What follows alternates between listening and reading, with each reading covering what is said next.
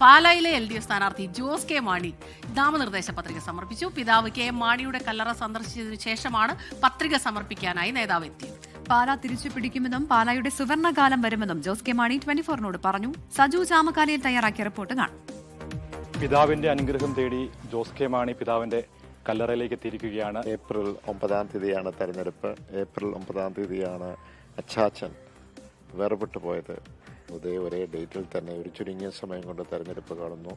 അതിന് പ്രധാനമായും പാല നമ്മൾ തിരിച്ചു പിടിക്കും, ഇടതുപക്ഷം തിരിച്ചു പിടിക്കും, പാലായുടെ അസുവർണകാലം തിരിച്ചെടുക്കും എന്നുള്ളതാണ്. അതാണ് ജനങ്ങൾ ആഗ്രഹിക്കുന്നത്. തീർച്ചയായും ഒരു മുന്നേറ്റം ജനങ്ങളുടെ ആവേശകരമായ പ്രതികരണം കാണുന്നുണ്ട്. അതിൽ ഞങ്ങൾ മനസ്സിലാക്കുന്ന തീർച്ചയായിട്ടും ഞങ്ങൾക്ക് മുന്നേറാൻ കഴിയും എന്നുള്ളതാണ്. കേരളത്തെ സംബന്ധിച്ചിടത്തോളം നിർണായകമായിട്ടുള്ള ഒരു ശക്തിയാണ് കേരള കോൺഗ്രസ്. അപ്പോൾ വരുന്ന പിണറായി സർക്കാരിൽ മന്ത്രിമാരിലടക്കം മാറ്റങ്ങൾ ഉണ്ടാകും. സർക്കാർ അധികാരത്തിൽ വരും, അത് കഴിഞ്ഞ് LDF തീരുമാനിക്കും. ആ തീരുമാനങ്ങളൊക്കെ ഇപ്പോൾ സംസാരിക്കേണ്ട കാര്യങ്ങളല്ല. കൃത്യമായി വ്യക്തമായി കേരള കോൺഗ്രസ് ഇടതുപക്ഷത്തിനോടൊപ്പമാണ് എന്ന് കൃത്യമായി ഞങ്ങൾ ഹാപ്പിയാണ് എന്ന് എപ്പോഴും പറയേണ്ട ആത്മവിശ്വാസമാണ്, പൂർണ്ണ ആത്മവിശ്വാസമാണ് ഞങ്ങൾക്കുള്ളത്. പൂർണ്ണ ആശ്വാസമാണ്.